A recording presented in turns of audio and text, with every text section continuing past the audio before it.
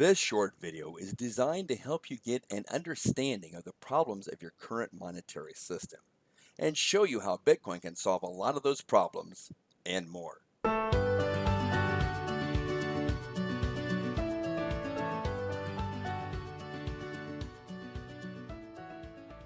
Hi, this is Jay Michael, the Bitcoin Mentor, and welcome to another valuable Bitcoin training. So I'm sure you've heard of the Industrial Revolution and many other societal revolutions. But why did they come about?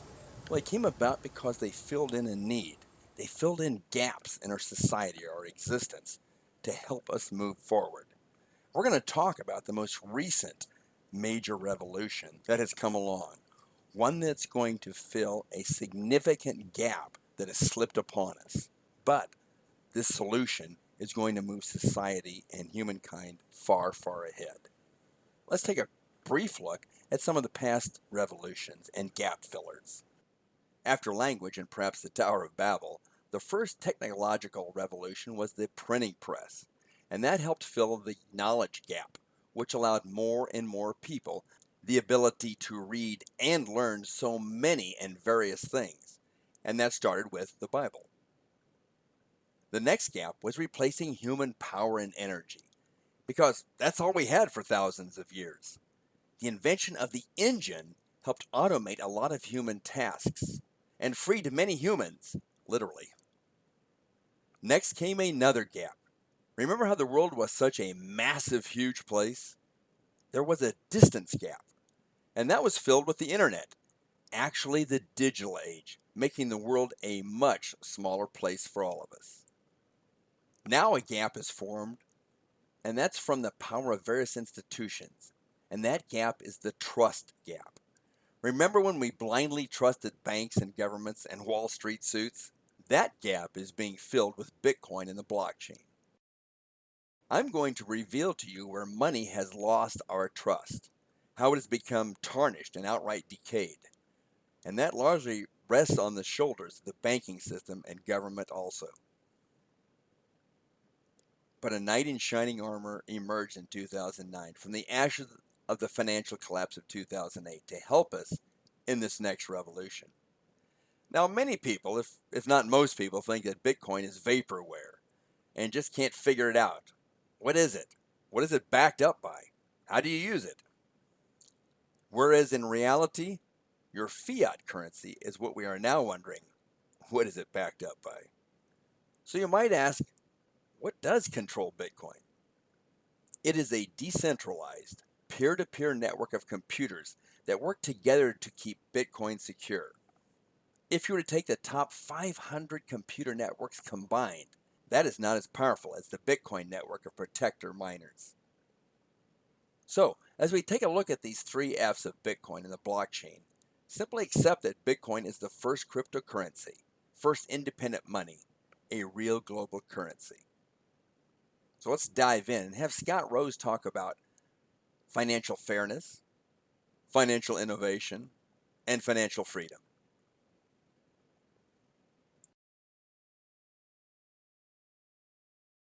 Everybody, how are you guys doing tonight?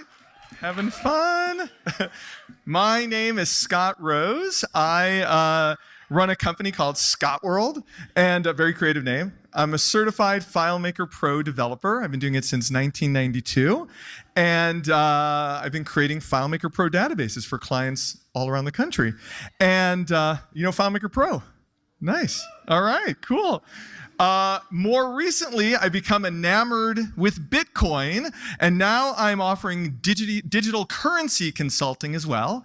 And later this year, I'm going to be releasing the world's first Bitcoin plugin for FileMaker Pro. It's going to be a big year for Bitcoin. Thanks. And one of my claims to fame, besides looking like Clay Aiken, is that I traveled around the country with Apple Computer for 6 years. This is a picture of me and Steve Jobs, my idol. And I spoke at all of Apple's major conventions for 6 years, and I opened up the first 21 Apple retail stores around the country. So tonight, I'm excited to talk to you guys about Bitcoin. And it's a revolutionary new technology, but what is it exactly? Well, Bitcoin is the world's first global, decentralized, digital, programmable money. It's a lot of words, isn't it? Well, more simply, Bitcoin is independent money. We all know how important it is to have the separation between church and state. Well, you can sort of think of Bitcoin as the separation of money and state. So Bitcoin is not controlled by any governments. It is a completely global currency, and it can be used in any country. And it's also not controlled by any corporations or banks either. Bitcoin is not controlled by any central entity at all. So what controls Bitcoin then? Well, it is a decentralized, peer-to-peer network of computers which all work together to keep the Bitcoin network secure. And it actually is the world's most secure and most powerful network. It is actually more powerful than the world's top 500 supercomputers combined. That's how powerful the network is. And your computer can be a part of the Bitcoin network as well. The network is totally open for everyone. Bitcoin is run by the people for the people. So, what happens when we decentralize money? What happens when we remove governments and banks from money and we put the control of money back into the hands of the people again? Well, it turns out that a whole lot happens. We get financial fairness, we get financial innovation, and we get financial freedom. So let's start by talking about how Bitcoin brings us financial fairness. And to do this, I would like to tell you a little story about the world's greatest bank robbery. Now, you might think I'm talking about one of the bank robberies that was organized by Bonnie and Clyde or John Dillinger, but I'm actually talking about a completely different type of bank robbery. The type of bank robbery that I'm talking about is more along the lines of this. How can I help you, young man? I got a $100 check from my grandma, and my dad said I need to put it in the bank so it can grow over the years. Well, that's fantastic. A really smart decision, young man. We can put that check in a money market mutual fund. Then we'll reinvest the earnings into foreign currency accounts with compounding interest, and it's gone.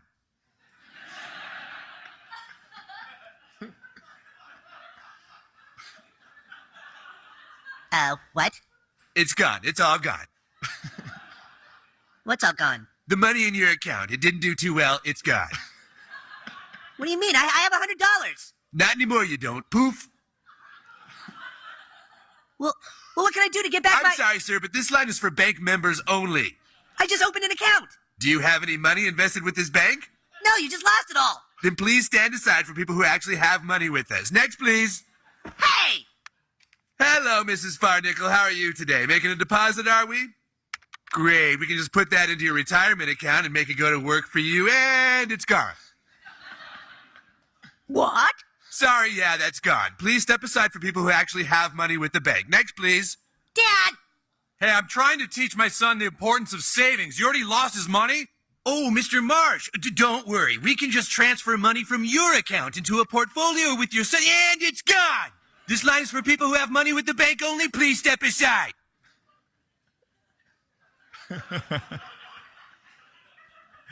So that's right. The world's greatest bank robbery is that the banks are robbing from us. And they steal from us in dozens of different ways. I don't have time tonight to tell you the 129 ways I documented at home, but one of the sneakiest ways they steal from us is through inflation. Economist John Maynard Keynes said this about inflation. Through inflation, governments can confiscate secretly and unobserved the wealth of their citizens, and it can be done in a manner which not one man in a million is able to diagnose. Now, I don't know about you, but this sounds like a warning to me. But instead of taking this as a warning, our banks and our government took this as an instruction manual on how to control our country's money supply. And so the banks and the Federal Reserve are allowed to print money out of thin air. There's nothing backing the US dollar. The US dollar is no longer backed by gold. Every time a bank gives out a loan to someone, they create the money for that loan out of thin air. Every time the Federal Reserve buys a government bond, they create that money out of thin air. And the more they print, the more it devalues our existing dollars, which we have already earned. Take a look at this chart. This is the purchasing power of the US dollar. And you notice that the purchasing power of the dollar has lost 96% of its value since 1913. If you had $1,000 in 1913, it would only have $40 worth of purchasing power today. Now, sure, your bank account balance, of course, would still say $1,000, but the difference is that in 1913, $1,000 could buy you 2 brand new automobiles, one for you, one for your spouse. How many brand new cars can you buy today for $1,000? This is about all you can get. So now if you or me were to print money out of thin air, we would get thrown in prison for counterfeiting, but the banks and the Federal Reserve, they're allowed to commit this crime every day. And you might hear the Federal Reserve say that inflation is on target. It's only 3% this year. Well, first of all, that number's a lie, because when they calculate the inflation numbers, they don't include little unimportant things like food and gas. You know, I mean, like, who needs food and gas, right? Now, when you do include those things, the real inflation numbers are something like 8 to 10%. But even still, for them to say that inflation is on target is sort of like asking the fox who's guarding the hen house, hey, how's everything going in there? The chicken attrition's on target. Very good for the fox, not so good for the chickens. We're the chickens, everybody. And that is one of my favorite things about Bitcoin. Your Bitcoins cannot be devalued through inflation. Why? Because Bitcoins cannot be printed out of thin air. There will only be 21 million Bitcoins in circulation. And if that doesn't sound like enough, note that each Bitcoin is divisible down to 8 decimal points. So there are plenty of Bitcoin units to run a global economy. And everybody has to earn Bitcoins equally. You can sell your products and services to earn Bitcoins, like we're selling t-shirts and other merch for Bitcoins tonight. Or you can purchase Bitcoins with money that you've already earned. Or you can earn Bitcoins by becoming a Bitcoin miner. Bitcoin miners are the people who protect the security of the Bitcoin network, and they get Bitcoins in return for that. So that is financial fairness. So now let's chat about how Bitcoin brings us financial innovation. You know, we're here in the year 2015. It's really, truly amazing times. I mean, we're living in a global, interconnected, instantaneous society. We can instantly send an email to anyone in the world for free. We can video chat with anyone around the globe from a little supercomputer that lives in our pockets. With one click, we can self-publish a book or a blog article, and anybody on the planet can download it or read it immediately. We can stream live television shows from anywhere, including an airplane. We can get GPS directions from our cars with live traffic updates. We can even witness a revolution instantly through Twitter, breaking news at the speed of light. But what happens when we need to transfer money to someone else? We're instantly sent back in time. I mean, it's like we have our very own time machine. If you ever wanted to time travel, now you got it. No matter which way we choose to send money to someone, there are tons of problems. And just a few of the problems with sending money is that it's slow, it's expensive, and it's completely insecure. All of these payment methods have different problems. Here, you can just pick and choose your favorite problems from the list. High fees to receive, high fees to send, currency exchange fees, lengthy delays, security issues, privacy issues, fraud, chargebacks, bounce checks, identity verifications, unauthorized charges, minimums, maximums, not available in every country. The list goes on and on. And don't even get me started on credit cards, by the way. How can it be a security code if I'm telling everybody what it is, right? It's ridiculous. And every time you pay with your credit card, you're trusting that the merchant is going to keep all of your personal information safe and secure. We should ask Target and Home Depot how that's going. 100 million customers hacked, all their personal information and all their bank information. And that's actually part of the reason why we have 13 million cases of identity theft every year in America. I mean, identity theft is a real problem that ruins people's lives. And the great news is that Bitcoin solves all of these problems. Bitcoin enables instant money transfer between any two parties globally. There are no fees to receive payments. Can you imagine if you run a business, how much that could save you in credit card fees every single month? Now, if you send payments with Bitcoin, it will cost you about 3 cents to send your payment, but that 3 cents is no matter how large your transaction is. So even if you sent like $10,000 to someone, it would still just be 3 cents. There are no delays, no more waiting 3 to 4 business days for PayPal to deposit the money into your checking account. Everything is instant.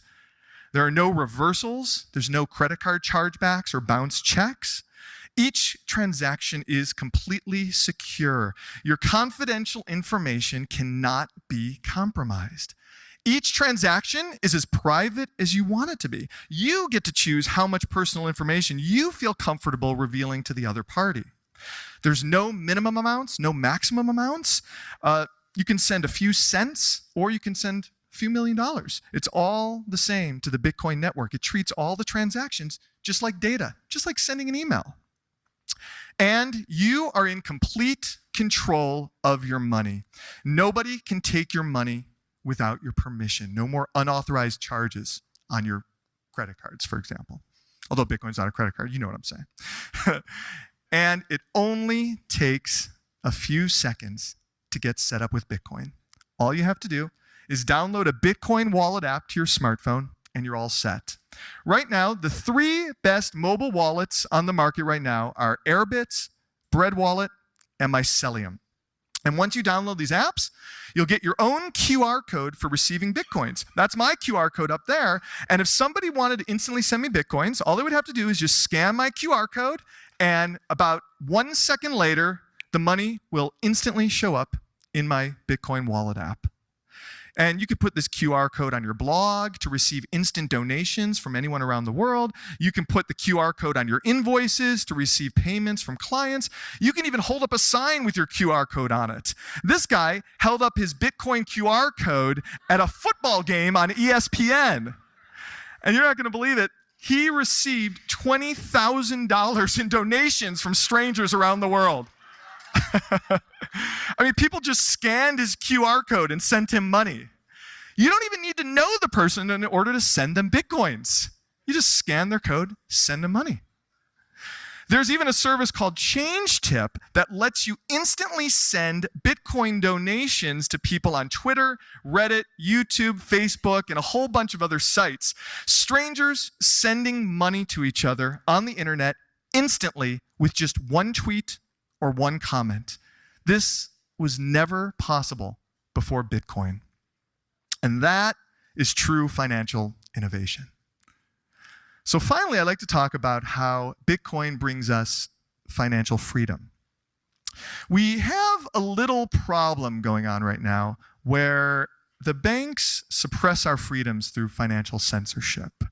Now, in a truly free society, we should really be able to engage in a financial transaction with anybody that we choose, as long as we're not hurting anybody else. But the banks and the government don't really see it this way.